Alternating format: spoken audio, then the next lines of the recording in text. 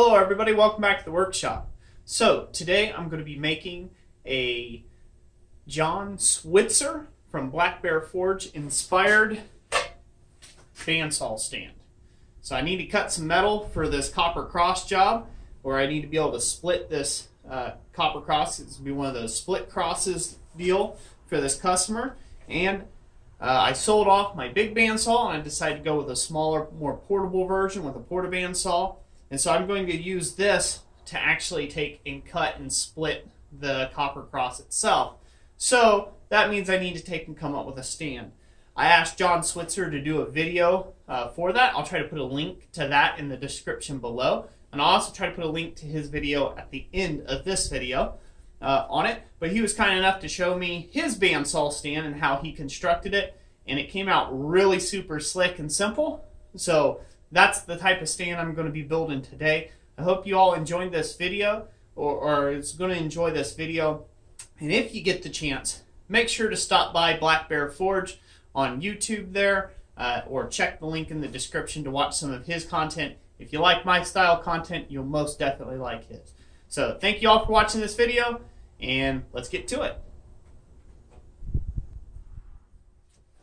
Okay. So this is what we're working with here. Essentially, we're just going to be using some angle iron. This happens to be 2" by 2" or 50 mil by 50 mil angle iron. And it's roughly 6 mil or 1/4" thick angle iron. It's probably a little less than that, probably more like 3/16. And then this here is 1.5 inches. So whatever that is. In metric there, but this is an 1.5 inch square or angle iron, 1.5 by, once again, 1/4 inch thick. And what we need to do is we need to attach it to this plate. Now this is a very simple method. That pretty much this will sit in this stand just like so. Hopefully you guys can see that pretty well. Yeah. So I'm in wide angle mode there, ladies and gents, so you're going to, it's going to look a little distorted, but that's the only way I can fit the camera in the shot. So you'll have to deal with it a little bit here. But essentially, I'm going to set this stand up exactly like you see it here, okay? And in John Switzer's video, he essentially just had 2 pieces of angle iron down here that kind of pinched this bit here together. So it's 2 big pieces of angle. These 2 big pieces of angle are going to go here and here, okay? And that stops this from twisting left to right. And then I have to come back here and I've got to put some angle iron up for the handle itself to take and stop this from falling over, okay? And so essentially you're just making a slot for this thing to sit in, because we still want to be able to take this thing out and go use it as a portable bandsaw, but then be able to put it back in and use it in the upright mode without it falling over or having some other problem like that. So this is kind of my approach. We're going to go ahead and go into a time lapse. There's no real specific measurements on this. You just have to fit your angle iron pieces around to cradle your bandsaw that makes the most sense for you. Now, if you notice, this is sitting square on like this, but the bandsaw cuts this way. So that would be weird to take and operate this thing in that sense if you think on this as a square plane. But we're going to leave it like that because I'll be able to clamp it this way to the bench top, and I'll be able to feed material in this direction. So it doesn't have to be square to the base plate. You can make it square to the base plate if you want, but that means your angle iron will have to be crooked or whatever to take and do that for yourself. However, I want this to be sitting at a tangent, so that's why that'll be cutting in at a tangent, and it should work just fine, like I said, for my particular application. So let's go ahead and start this little time lapse and voiceover, and we'll get to it.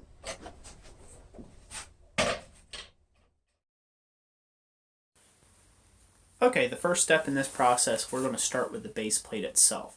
We're going to go ahead and get this cut off at about 10 inches square, or 250 mil. This is a 1/4 inch thick plate steel that I'm cutting through here with my plasma cutter, so that's 6 mil. And, you know, no real secret here. We're just trying to take and get this cut off, have a nice square plate to work with. Removing a little bit of slag chips, cleaning it up so this way it doesn't have sharp corners. And we're going to have to start figuring out how we're going to lay out this actual bandsaw itself. So we'll get this first side clamped to the table, and we'll get a few tacks on it. And that'll get that first fence set up. That'll give me something to take and buck my bandsaw against, and then I can figure out where I need to put my next piece of angle iron. Now this piece of angle iron is not meant to clamp or hold the bandsaw to it or anything like that.